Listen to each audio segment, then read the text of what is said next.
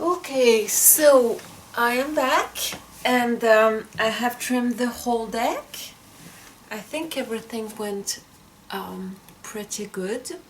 So this is how the deck fits in my hand right now.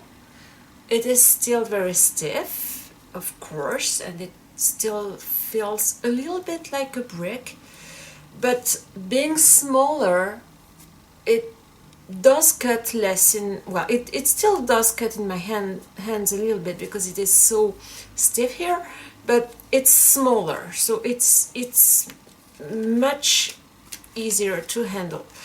I did want to keep the back centered, which would not have been possible if I had completely cropped the top of the card as I did with the sides and left the entirety of the part with the title here. So what I did is I cropped the sides as close as I could to the design on the back and on the front. And for the shorter side, I took off whatever I could take off from this side without cropping the titles off, so that was just 2 or 3 millimeters, and then I took off exactly the same amount from the top here, so I do have a little bit more of black left here than on the side, but I think that's okay because the borders on this deck were not really sharp. The design is kind of fading against the black border, so it's okay if it's not completely even. I think it's I think the result is okay. Then after I did that with my big the term I was looking after in English is paper trimmer. I believe this is a paper trimmer. So I did crop everything out with my paper trimmer. I was concerned about the blade damaging the side of the card, because usually when I have trimmed other decks before, but this is the first time I do it with a paper trimmer. Usually I prefer using scissors because I have one very good pair of scissors, and I think it makes the border neater, because with the scissors you have 2 blades that come at the card from the outside towards the inside, so each side of the card is cropped from the outside in, which closes, if I might, I don't know if what I'm trying to say is clear, but it closes off the side of the card. With the blade, it comes only from one side, so I was concerned that it was going to make a ridge on the underside. And especially because my blade here is not as good as the pair of scissors I use usually. But it did not do that, and the sides are pretty okay and feel smooth enough at least. The reason I did not use my scissors is because there is no clear border and the design is fading in the border, and same for the back. If I'm going to crop a deck, trim a deck with a pair of scissors, I really need a clear line, which I didn't have with this deck. That's why I used the paper trimmer, but it went well. Then I rounded the corner with this corner rounder here. With the name is Kadomaru Pro. I think it's a Japanese name, and it has 3 sides. It has a small, medium, and large. I usually like the smalls better, and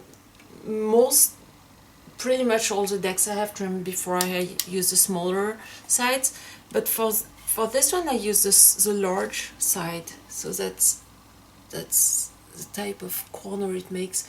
just because I am trying to smooth out this deck. I think it cuts into my hands, which is a problem I had with this deck, and I thought by rounding the corner as much as I could, it would make it smoother.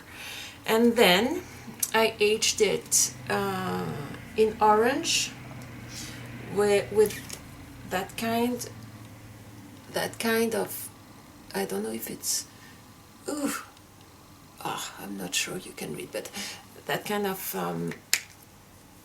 marker which has a chilled tip. I tried the red because I have a red one, and the red was actually it didn't look red when I tried on a piece of cropped paper, of cropped cardboard, and it did look much too dark. It looked maroon or brown, and it did not look red, and I wanted some fiery color because this deck is very fiery to me, so I opted for orange, and I think it is the last deck I will make with this orange marker, because it's really, I really had a hard time at the end. It would not mark anymore, and I think there's no ink left in that. But that's it. I hope I'm going to use this deck more. It's not perfect. The cards are still glossy, and it still clamps. The cards clamp together more than I would like when I'm trying to shuffle. So it's not perfect yet, but it's better than it was, and I think it's an improvement. I'm just going to try and show you how, because this deck is now more or less borderless, and I did like the border. I did like the black border on this deck. I think it was framing the art pretty well. I'm putting a solid color background because the cards are so busy already, and this spread close here is busy, so I wanted a solid color. So I think I preferred when the cards had the black border. I think it framed the art very well, but when I spread the cards on a solid background, it still it does look very good, I think. I usually like borderless decks, but I am not single-minded about borderless decks. I do like some borderless decks, but not all. In some cases, I think the borders really add something, and it really depends on the art and the vibe of the deck, actually. So some decks I prefer without borders, and other I prefer with borders. This one, I think I had a slight preference for the black border, but I do like it borderless too. So all in all, I am very happy, and hopefully in 2020 I will use this deck more than I have in the last years.